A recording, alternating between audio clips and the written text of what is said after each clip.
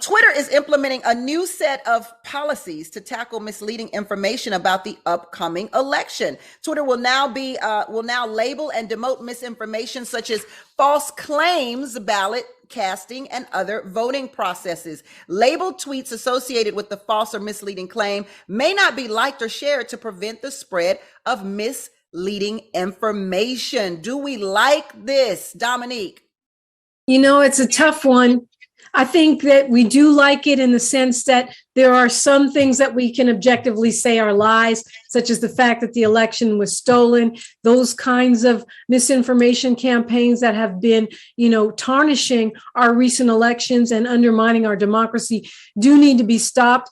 But at the same time, we know that Twitter and many of the social media platforms have a track record of disproportionately muzzling the progressives, the left, and people of color as compared with letting right-wing trolls have free reign. So as long as this is not used as an excuse to censor progressive voices, I think it's a good thing.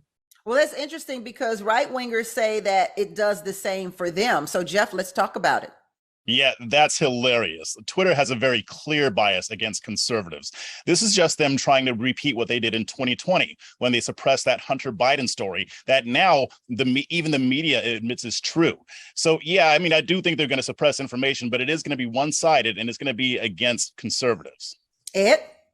Yeah, I don't know that I would say it's against conservatives. Maybe the MAGA world that has shown that it's willing to disseminate false information. I think when you look at campaigns across the country, whether you're talking about mail or television commercials, there are regulating commissions in place to ensure the truthfulness of what's being stated. I'm glad to see Twitter's doing it on its own. But to Jeff's point, I don't know that it's conservatives. I think the MAGA world is likely to be most targeted here, and that's because of their history, which has been spreading deceit across platforms. You agree with that, Jeff? Not at all. You can point out disinformation or misinformation that comes from both sides. It's only one that gets suppressed. And even when something is true on the right, they suppress that too. Again, I bring up the Hunter Biden laptop story. Twitter banned that story. You couldn't even send it to somebody in a DM because they didn't want that going around shortly before the election. So there's very clear evidence that they do this.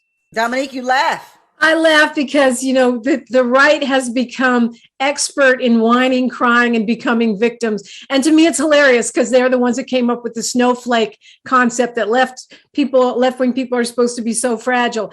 But I think the 45th president has spread this victim mentality.